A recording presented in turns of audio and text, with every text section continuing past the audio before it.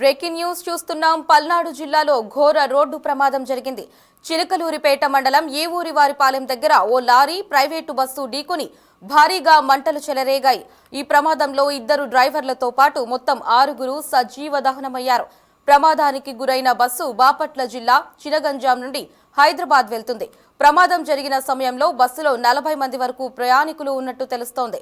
Vote వేయడానికి సొంతూళ్లకు వచ్చి తిరిగి హైదరాబాద్ వస్తూ ఉండగా ప్రమాదం జరిగింది. మద్యం మత్తే ప్రమాదానికి కారణమని ప్రయాణికులు ఆరోపిస్తున్నారు. కళ్లు తెరిచేలోపే అగ్ని కీలకల బస్సు ఆహుతి అయిందని ప్రయాణికులు వాపోతున్నారు. గాఢ నిద్రలో ఉన్నవాళ్లు నిద్రలోనే ప్రాణాలు కోల్పోయారని ఆవేదన వ్యక్తం చేస్తున్నారు. క్షతగాత్రుల ఆర్ధనాలు విన్న స్థానికులు వెంటనే అప్రమత్తమై 108తో పాటు పోలీసులకు సమాచారం చేరవేశారు.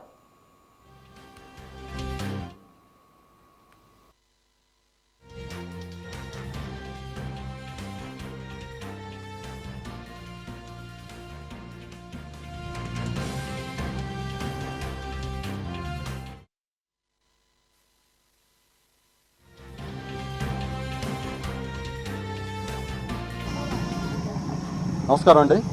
ఈరోజు చిలకలూరిపేట చీరాల హైవే మీద గత రాత్రి 12:50 ఒక యాక్సిడెంట్ జరిగింది. దీంట్లో ఒక టిప్పర్ వెహికల్, టిప్పర్ లారీ మరియు ప్యాసింజర్స్ని ఎక్కించుకుని తీసుకెళ్తున్న ప్రైవేట్ ట్రావెల్స్ బస్సు ఆపోజిట్ డైరెక్షన్లో గుద్దుకోవడం జరిగింది. దీంట్లో సడన్గా మంటలు చెలరేగి బస్సు మరియు టిప్పరు ఇవి కాలిపోవడం జరిగింది. దీంట్లో ఇంతవరకు 5 వ్యక్తులు, బస్సులో 5 వ్యక్తులు, టిప్పర్ డ్రైవరు 6 వ్యక్తులు మొత్తంగా చనిపోయారు, పూర్తిగా కాలిపోయారు. రిమైనింగ్ ఎవరైతే గాయాలైనయో 29 మంది గుంటూరు జీజీహెచ్ హాస్పిటల్లోను మరియు ప్రైవేట్ హాస్పిటల్లో కూడా వాళ్ళంతా ట్రీట్మెంట్లో ఉన్నారు. వీళ్ళు ఇంతవరకు 6 చనిపోయిన దాంట్లో 4 ఐడెంటిఫై అయ్యారు. దాంట్లో టిప్పర్ డ్రైవర్ ఒకళ్ళు, తర్వాత బస్సులో ఉన్న ఒకే ఫ్యామిలీకి చెందిన భార్య, భర్త మరియు మనవరాలు, వీళ్ళు 3 ఐడెంటిఫై అయ్యారు. ఇంకా బస్సు డ్రైవరు మరియు ఇంకొక ప్యాసింజరు ఎవరా అన్నది మనకి ఐడెంటిటీ ఇంకా తెలియవలసి ఉంది. ఇమీడియట్గా ఈ యాక్సిడెంట్ జరగగానే మన చిలకలూరుపేట రూరల్ ఎస్ఐకి ఇన్ఫర్మేషన్ రాగానే ఫైర్ ఇంజిను మరియు అంబులెన్సులతో ఇక్కడికి వచ్చి పోలీసు వారు ఇంజ్యూర్డ్ని అందరినీ కూడా ఇక్కడి నుంచి హాస్పిటల్కి ట్రీట్మెంట్కి పంపించడం జరిగింది. దీంట్లో వీరంతా కూడా హైదరాబాద్ వెళ్తున్నారు. ఈ బస్సులో మొత్తం 42 మంది ప్యాసింజర్స్ ఉన్నారు. వీళ్ళంతా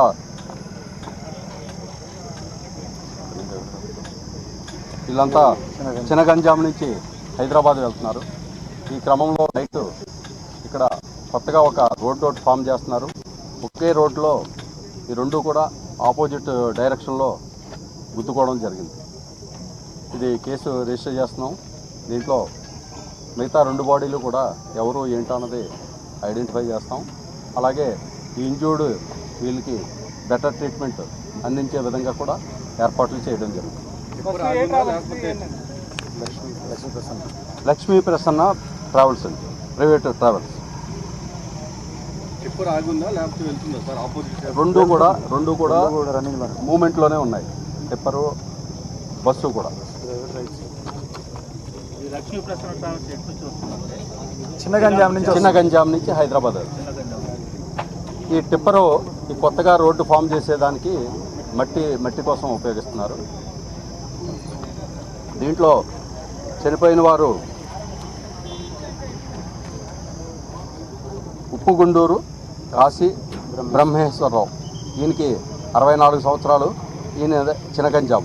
అలాగే ఆయన భార్య ఉప్పులూరు లక్ష్మి, ఆవిడకి 55 సంవత్సరాలు. తర్వాత ముప్పురాజు ఖ్యాతి సాయి మనవరాలు, ఈవిడికి 8 సంవత్సరాలు మాత్రమే.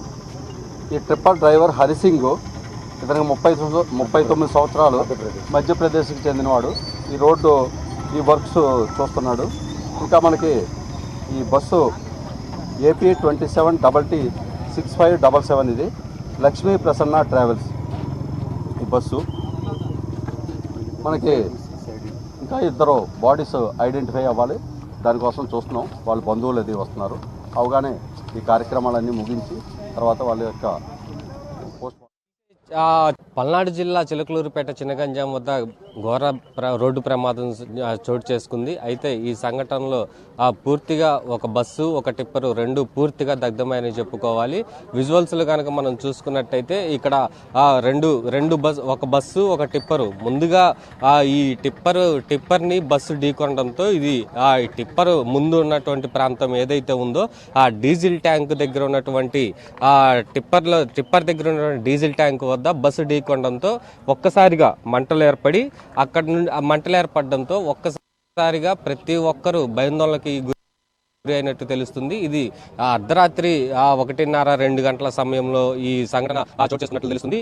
అయితే దీనికి ప్రధాన కారణం ఏంటంటే నిద్రమత్తులో ఉన్నారా లేదంటే ఇక్కడ పక్కనే రోడ్డు వైండింగ్ కూడా జరుగుతుంది. ఇది చీరాలకు సంబంధించినటువంటి ఓడరేవు ప్రాంతం కాబట్టి ఇక్కడ రోడ్ వైండింగ్ జరుగుతుంది. గ్రావెల్ వేసి ఉండటం వల్ల ఈ రోడ్డు తెలియక కొంతమంది ఇటు రావటం జరిగింది. దీంతో ఎదురుగా వస్తున్నటువంటి ఆ టిప్పర్ ఏదైతే ఉందో టిప్పర్ని ఢీకొనడంతో వెంటనే అక్కడ ఢీకొనడంతో అక్కడి నుంచి కూడా మంటలు చెలరేగాయి.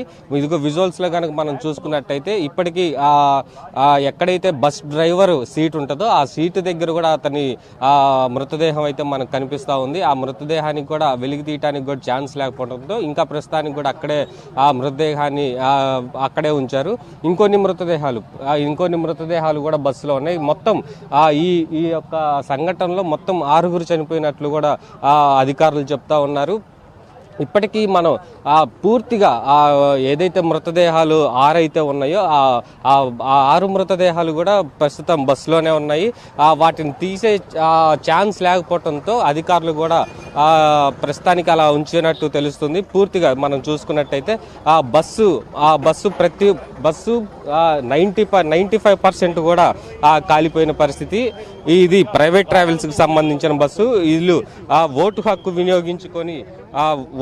వినియోగించుకొని హైదరాబాద్ వెళ్తుండగా ఈ మార్గ మధ్యంలో జరిగినట్టు తెలుస్తుంది. అయితే ఈ బస్ ట్రావెల్స్కి సంబంధించిన డ్రైవర్ ఎవరైతే ఉన్నారో ఆ డ్రైవర్ కూడా అతని పేరు అంజీగా తెలుస్తుంది. అతను పూర్తిగా కాలిపోయి ఉండటంతో ప్రతి ఒక్కరు కూడా చాలా దిగ్భ్రాంతి వ్యక్తం చేస్తున్నారు. దీనిపై ఈ యొక్క సంఘటనపై కూడా పలువురు ప్రముఖులు కావచ్చు, పలు ప్రముఖులు, పలు నాయకులు కూడా ఇప్పటికే దిగ్భ్రాంతి వ్యక్తం చేశారు. ఎవరైతే బీజేపీ రాష్ట్ర అధ్యక్షురాలు పురంధేశ్వరి ఎవరైతే ఉన్నారో ఆమె కూడా ఈ ఘటనపై వెంటనే స్పందించిన వెంటనే అధికారులు కూడా అప్రమత్తం చేసి వీరికి తగిన న్యాయం చేయాలని కూడా వారు డిమాండ్ చేస్తున్నారు. అయితే ఈ మొత్తం ఈ యొక్క బస్సులో 42 మంది ఉన్నట్లు అధికారులు ఇప్పటికైతే చెప్తా ఉన్నారు. ఈ 42 మంది అయితే చిన్న చిన్న గాయాలతో బయటపడినట్టు తెలుస్తుంది. అయితే అర్ధరాత్రి కావడంతో ప్రతి ఒక్కరూ నిద్రపోతున్న సమయంలో ఇలా జరగటం, ఒక్కసారిగా మంటలు చెలరేగటం, బయటికి వెళ్ళటానికి ఛాన్స్ లేకుండా ఉండటంతోనే ఈ అత్యధిక సంఖ్యలో ఈ 6 చనిపోవటం చాలా దురదృష్టకరమని చెప్పుకోవాలి.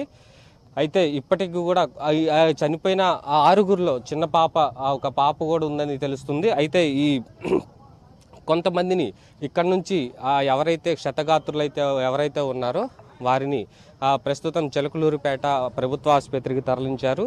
వారికి మెరుగైన చికిత్స నిమిత్తం కూడా గుంటూరు ప్రభుత్వ ఆసుపత్రికి తరలించారు. ఏదైనా సరే పూర్తిగా ఇది ఒక విషాదకరం అని చెప్పుకోవాలి. మనం విజువల్స్లో చూసుకుంటున్నాం. ప్రతి బస్సు ప్లస్ టిప్పరు రెండు కూడా చెల్లాచెదురైపోయి పూర్తిగా దగ్ధమైపోయిన పరిస్థితి నెలకొంది.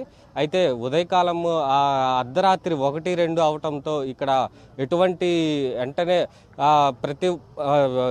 కాపాడటానికి కూడా ఎవ్వరు లేని పరిస్థితి. అందువల్లనే ఇలాంటి ఇంత పెద్ద ఎత్తున కూడా జరిగిందనేసి చెప్పుకోవాలి. ఇది సంఘటన తెలుసుకున్న వెంటనే అధికారులు కావచ్చు, పోలీసులు కావచ్చు, ఫైర్ ఇంజిన్ మొత్తం ప్రతి ఒక్కటి ఇక్కడికి చేరుకొని ఫైర్ ఇంజిన్ సహాయంతో మంటల అదుపులోకి అయితే తీసుకున్నారు. కానీ ప్రాణాలను కాపాడే ప్రయత్నంలో కొంతమందిని అయితే కొంతమందిని మనం చూసుకోవచ్చు. ఇప్పటికీ బస్సులోని కొన్ని 6 ఎవరైతే చనిపోయి ఉన్నారో వారి పూర్తిగా వారి మృతదేహాలు దగ్ధమైన పరిస్థితి, సజీవ దహనమైంది. అయితే ఇక్కడ మనం విజువల్స్లో చూసుకుంటే ఇక్కడ ప్రస్తుతానికైతే 3 మృతదేహాలు ఉన్నాయి. ముందు వైపు ఒక 2, టిప్పర్లో ఒకరు, మొత్తం 6 మృతదేహాలు ఉన్నాయి. వీటికి సంబంధించి అధికారులు కూడా వీరు ఎవరు ఏంటి ఇప్పటికే ఒక లిస్ట్ అయితే రిలీజ్ చేశారు. వీళ్ళు బాపట్ల జిల్లాలకు సంబంధించిన వాళ్ళు, చినగంజానికి సంబంధించిన ప్రతి ఒక్కరు ఉన్నారు. అయితే పూర్తిగా ఇక్కడ ఇప్పుడు